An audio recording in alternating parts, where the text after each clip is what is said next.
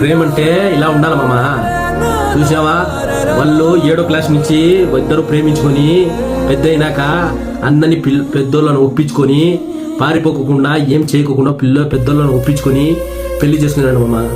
అది గుడ్డి ప్రేమ అంటారు మామ. గుడ్డి ప్రేమ కానే కాదు మామ, కళ్ళు ఉన్న స్వచ్ఛమైన ప్రేమ అది.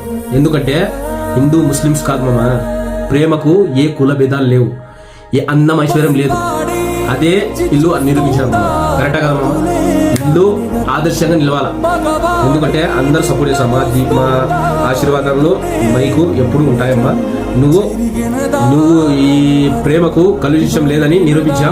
నా సెలవుటమ్మా మీకు.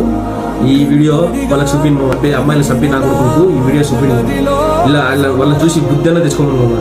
అందం కాదురా లోఫర్ నా కొడుకులారా, బతకండి రా. ప్రేమించే హృదయం దొరికేంత వరకు వెతకండి, ఆ ప్రేమను దొరికినాక వదలకండి. ఇదే నా విన్నపం.